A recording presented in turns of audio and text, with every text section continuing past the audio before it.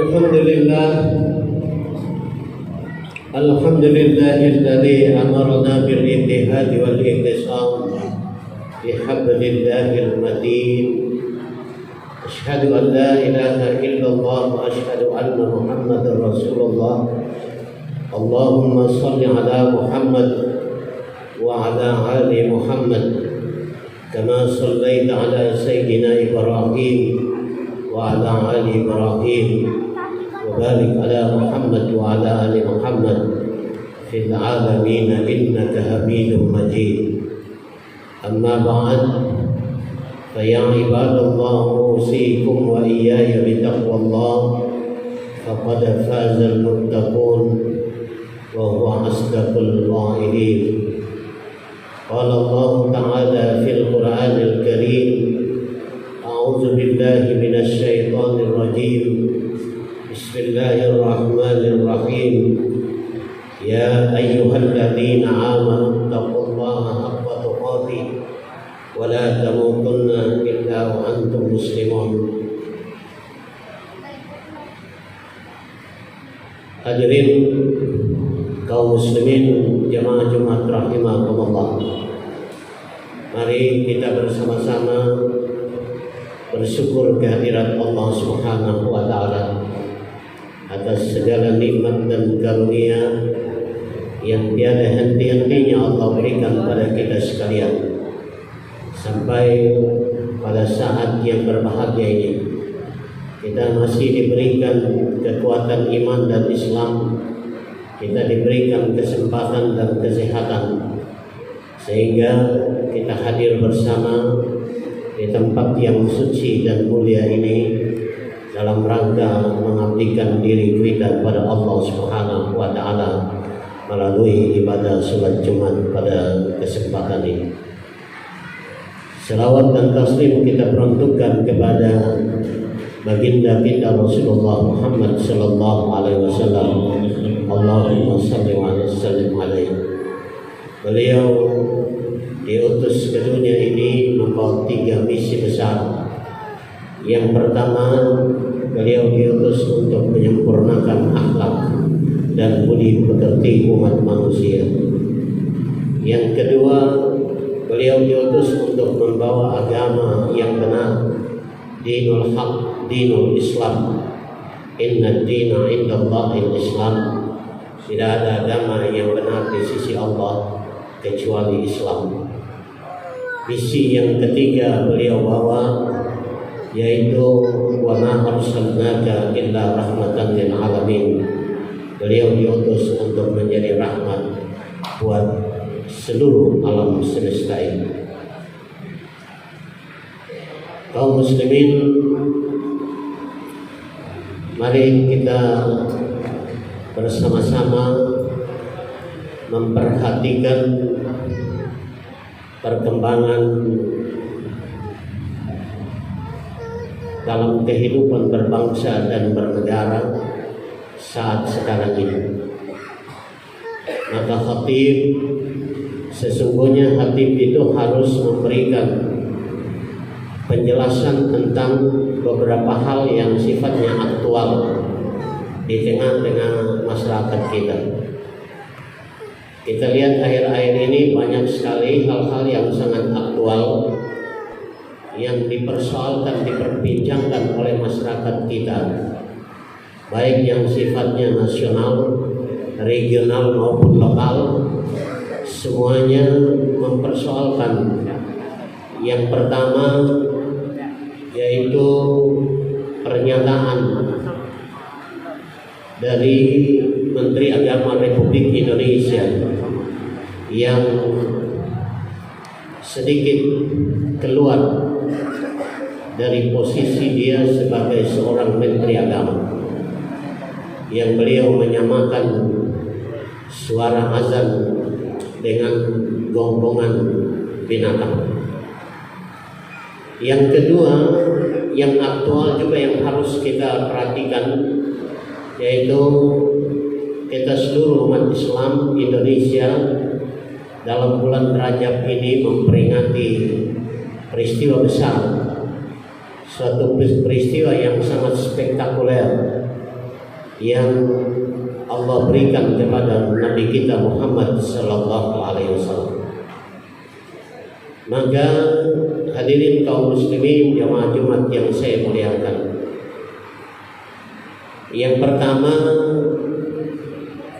kita mencoba untuk mendekati peristiwa Isra Mi'raj ini dari pendekatan iman spiritual. Yang kedua pendekatan silaturahim atau pendekatan sosial community. Peristiwa Isra dan Mi'raj Rasulullah Muhammad sallallahu alaihi wasallam bukanlah satu-satunya peristiwa besar yang dijelaskan Allah di dalam Al-Quran. Ada peristiwa lain juga yang maha dahsyat yang dijelaskan Allah di dalam Al-Quranul Karim. Sesungguhnya kita sebagai seorang muslim, maka semua yang dijelaskan Allah di dalam Al-Quran itu adalah wajib hukumnya untuk kita percaya dan kita imani. Zalikal kitabu la raiba fihi hudan lil muttaqin. Tidak ada keraguan sedikit pun yang ada di dalam Al-Quran itu sendiri. Maka Allah sendiri yang menjaga itu Al-Quran. Tidak ada cacat. Semua yang ada di dalam Al-Quran adalah firman-firman Allah yang maha dahsyat, yang dijaga sendiri oleh Allah Subhanahu wa ta'ala. Allah menyebutkan dalam firman-Nya, Inna nahnu nazzalna dzikra wa inna lahu lahafidun. Sesungguhnya kami yang menurunkan Al-Quran itu, dan kamilah yang menjaga Al-Quran itu.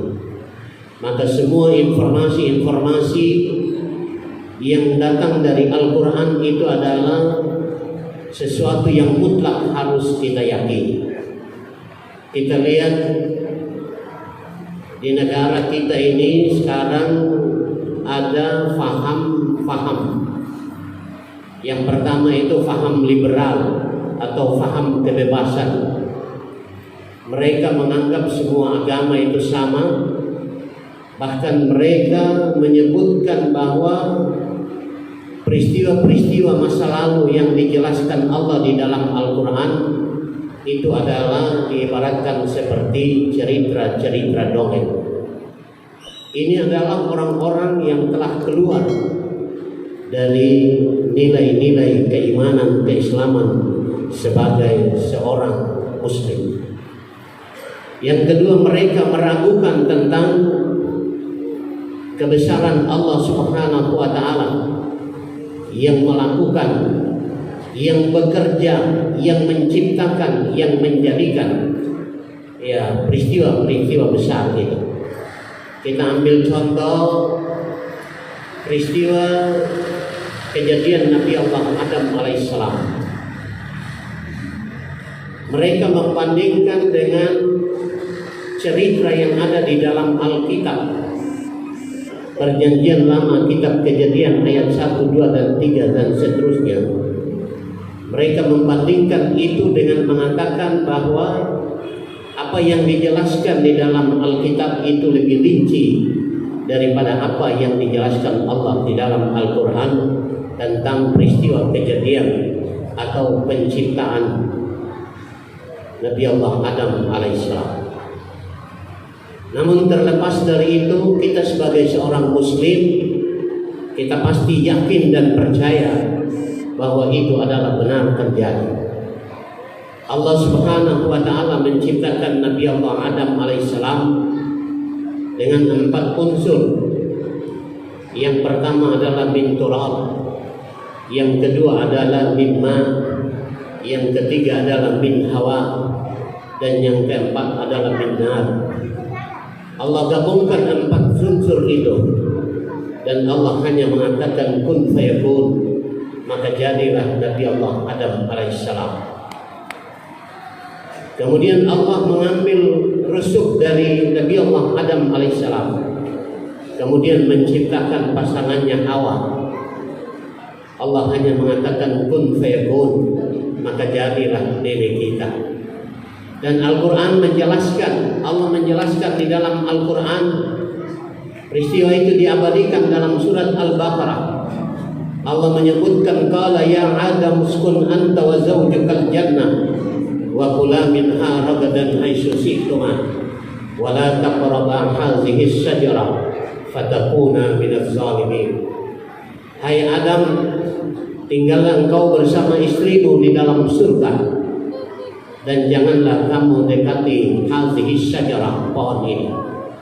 Tapi karena Adam digoda oleh iblis, maka mereka berdua tergelincir dengan godaan iblis atau setan.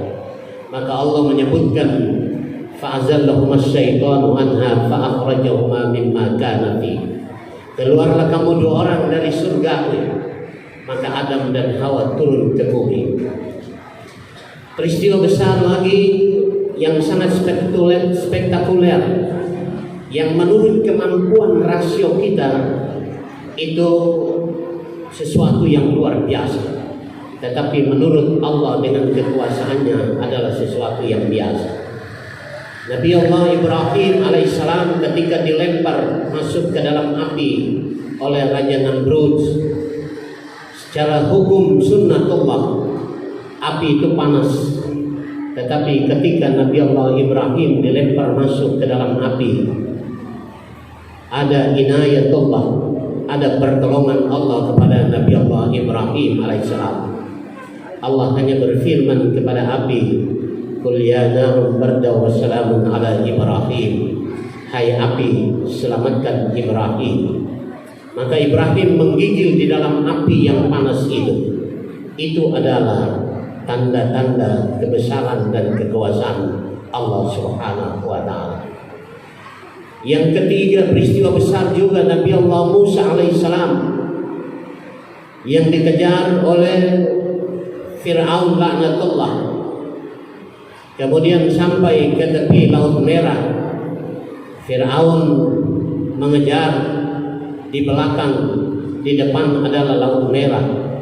Nabi Allah Musa berdoa kepada Allah, ya Allah, saya tidak mampu berbuat apa-apa. Maka Allah menyebutkan, lemparkan tongkatmu ke Laut Merah itu, dan laut itu akan terbelah, dan engkau akan pergi bersama-sama dengan kaummu. Maka ketika Musa melempar tongkatnya, Laut Merah terbelah. Kemudian Musa bersama Bani Israel bebas dari kejaran Fir'aun, dan Fir'aun laknatullah pada saat itu dia mati tenggelam bersama dengan pengikut-pengikutnya.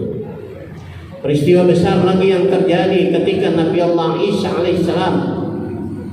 Nabi Allah Isa alaihissalam di bawah pemerintahan Pontius Pilatus, Raja Herodes. Ketika Musa alaihissalam mengajarkan ajaran-ajaran agama tauhid, tetapi Bani Israel tidak menyetujui, tidak menerima itu. Maka mereka menangkap Nabi Isa alaihissalam.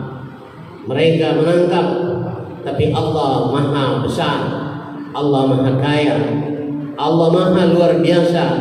Allah menyebutkan, wa ma qataluhu wa ma salabuhu walakin subbiha lahu.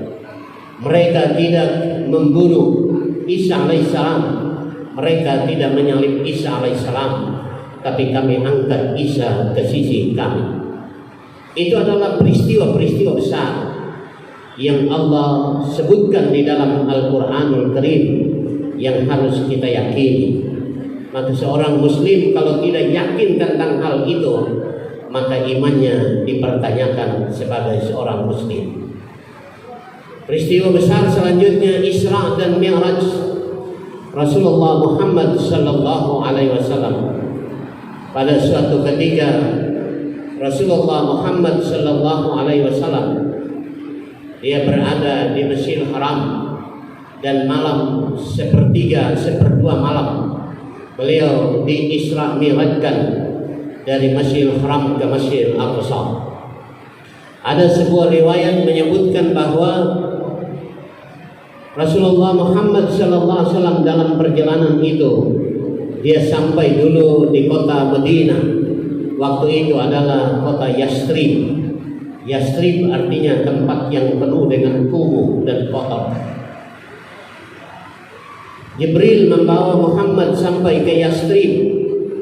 Kemudian sesudah itu menuju ke Bukit Tursina, tempat Nabi Allah Musa alaihissalam menerima wahyu dari Allah. Sesudah itu datang ke Baitul Maqdis. Kemudian seterusnya datang ke Masjid Aqsa. Dan Rasulullah bertemu dengan para nabi-nabi terdahulu.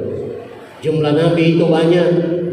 Menurut Imam Mardawiyah, nabi itu berjumlah 500.000 orang. Sedangkan menurut Imam Ahmad jumlahnya 2.500 orang. Rasul-rasul yang dijelaskan Allah di dalam Al-Quran jumlahnya 25 orang. Mulai dari Adam sampai kepada Isa alaihissalam. Semua itu ada di Masjid Aqsa. Dan yang menjadi pemimpin untuk memimpin ibadah sholat pada waktu itu dipersilakan kepada Rasulullah Muhammad sallallahu alaihi wasallam.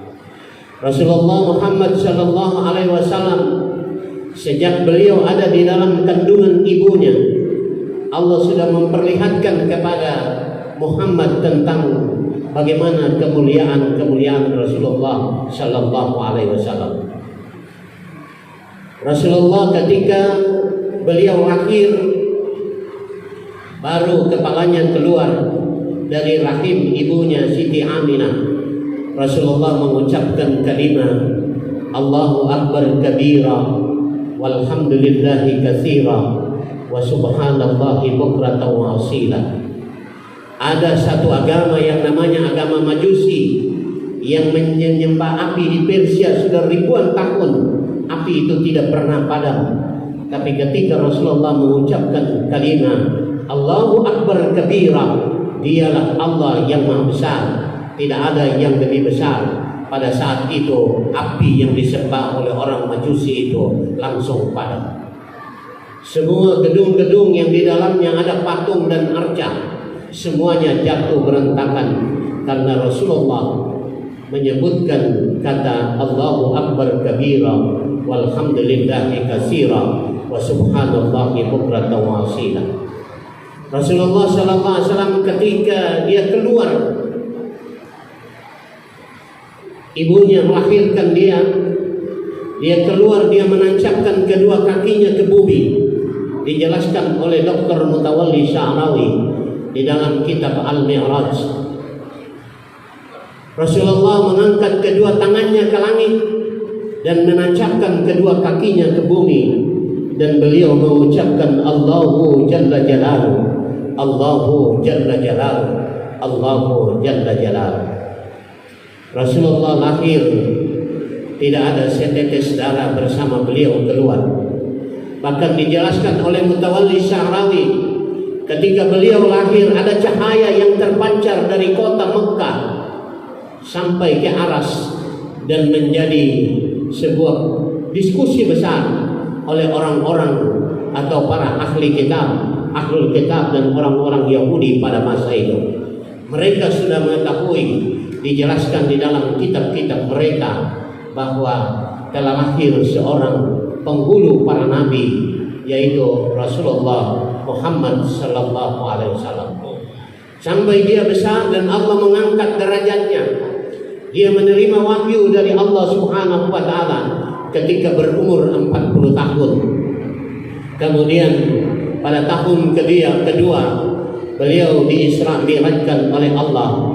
Pada tahun kedua beliau mendapat tantangan yang luar biasa yang disebut dengan Amul Azmi, tahun kesedihan, karena istrinya tercinta Khadijah meninggal dunia, pamannya Abdul Muthalib pun meninggal dunia. Beliau diboikot oleh orang-orang Yahudi. Beliau berhijrah ke Taif. Itu pun orang-orang Taif melempar beliau, mengejar beliau, bahkan memaki-maki beliau. Tapi beliau dalam keadaan sabar menerima apa yang diberikan oleh mereka pada saat itu. Bahkan datang malaikat untuk menawarkan kepada Rasulullah Muhammad sallallahu alaihi wasallam, wahai Muhammad, sekiranya engkau setuju maka kami akan mengangkat gunung ini untuk menghabisi orang-orang yang ada di Taif. Tapi Rasulullah karena memiliki sifat rahmatan lil alamin, beliau memiliki innaka la'ala khulqin azim. Di dalam diri Muhammad itu adalah contoh teladan yang terbaik. Walaupun dia dicaci, dihina, dipukul, dilempar dan sebagainya, beliau hanya berdoa kepada Allah, ya Allah, jangan Engkau menyiksa mereka. Mereka tidak tahu sesungguhnya saya ini siapa. Maka berikanlah hidayah kepada mereka. Kalau hari ini mereka membenci saya, mungkin nanti anak cucunya lah yang akan menyebarkan dinul Islam di tengah-tengah masyarakat. Ternyata Taif hari ini menjadi daerah, menjadi kota yang sungguh sangat luar biasa kemajuan dakwah Islam. Hadirin kaum muslimin, jemaah Jumat rahimakumullah. Rasulullah berangkat dari Masjidil Haram. Allah menyebutkan dalam surat Al-Isra ayat 1, Bismillahirrahmanirrahim. Subhanalladzi asra bi'abdihi lailan minal masjidil haram ilal masjidil aqsa alladzi barakna haula linuriyahu min ayatina innahu huwas samiul basir. Maha suci Allah yang memperjalankan hamba-Nya di suatu malam. Lailan itu bukan satu malam, tapi sebahagian malam. Rasulullah Muhammad SAW memperjalankan hamba-Nya Muhammad SAW. Bi'abdihi ini dia menjadi khilafiyah, perbedaan pendapat di kalangan para ulama. Ada sebagian ulama menyebutkan bahwa Muhammad hanya tidur di tempat, kemudian dia bermimpi di Isra dan Mi'rajkan.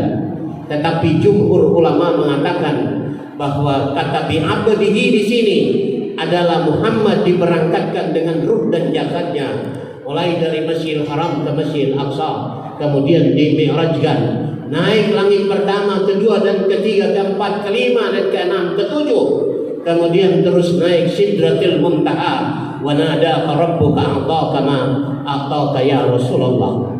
Beliau ditemani oleh malaikat Jibril. Jibril pun tidak mampu masuk ke tempat itu. Kalau Jibril melewati tempat itu, maka dia akan menjadi hancur hangus. Tapi Rasulullah Muhammad SAW masuk dan bertemu dengan Allah Subhanahu wa taala.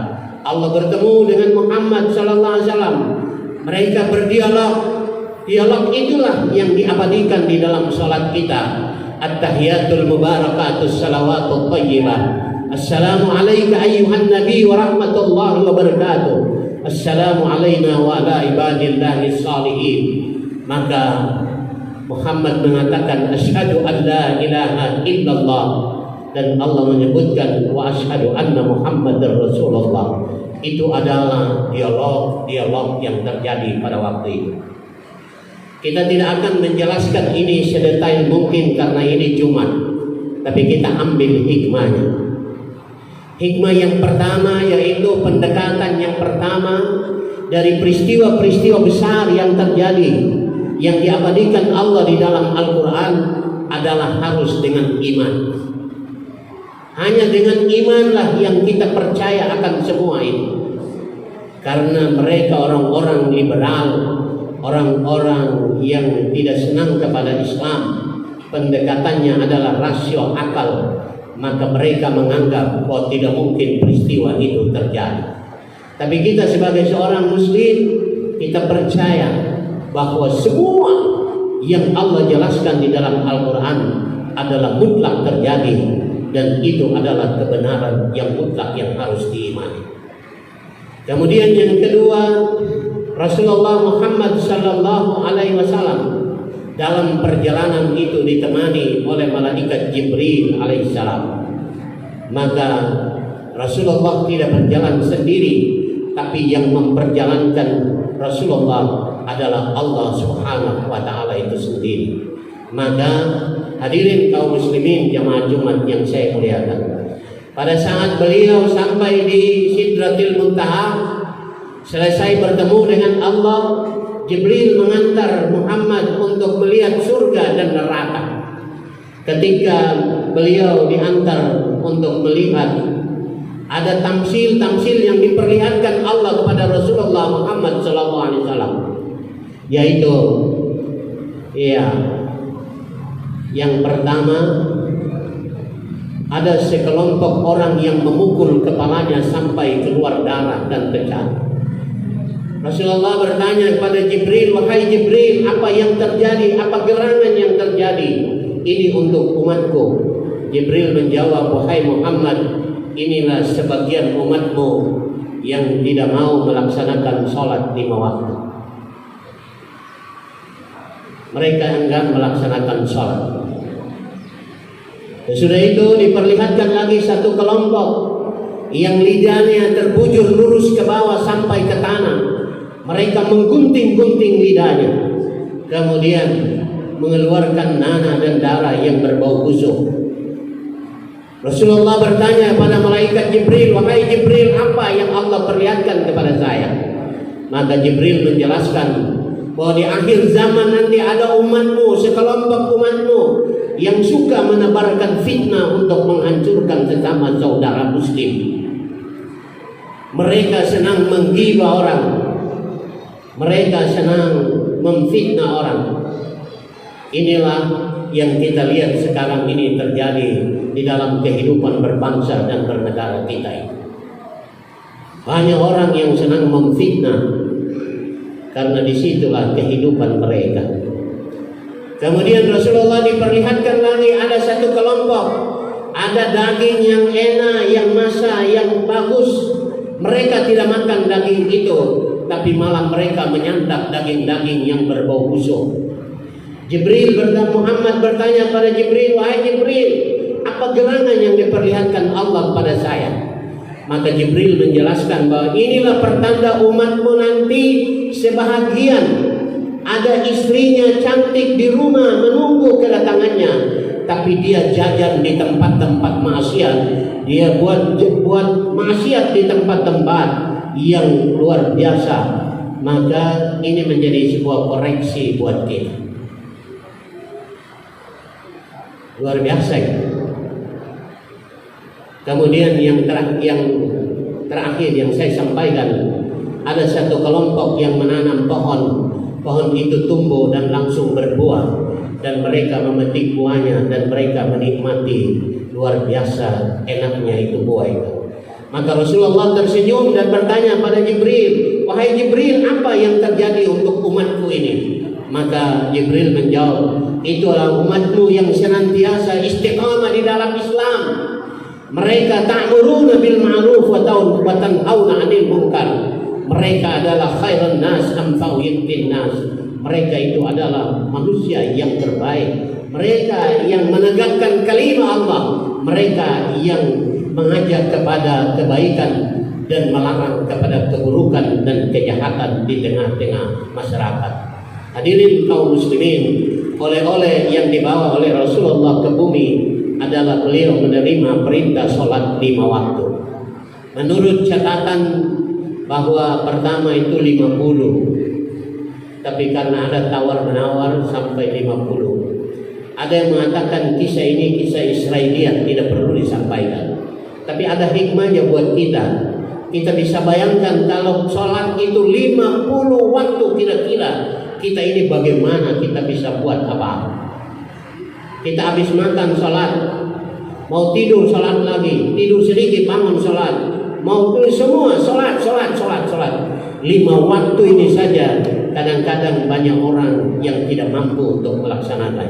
Hanya 5 menit saja Allah perintahkan mereka untuk melaksanakan sholat. Rasulullah perintahkan, tapi kadang mereka mengabaikan dalam kehidupan mereka. Oleh karena itu, hadirin, mari kita mengaplikasikan nilai-nilai Isra dan Mi'raj, khususnya sholat 5 waktu. As-salatu imaduddin, faqad aqamaddin. Siapa yang melaksanakan sholat, maka dialah yang mendirikan agama Allah ini. Tapi siapa yang tidak melaksanakan sholat, maka dialah yang menghancurkan agama Allah ini. Mudah-mudahan kita termasuk orang-orang yang mendirikan agama Allah, dan kita akan menjadi mulia di hadapan Allah Subhanahu wa ta'ala. Hadirin kaum muslimin Jemaah Jumat yang saya muliakan, demikian ini yang dapat saya sampaikan. Mudah-mudahan ada hikmah dan manfaatnya buat kita sekalian. Barakallahu li wa lakum fil Qur'anil azim. Wa nafa'ni wa iyyakum bima fihi minal ayati wa dzikril hakim. Wa taqabbal minni innahu huwal ghafurur rahim.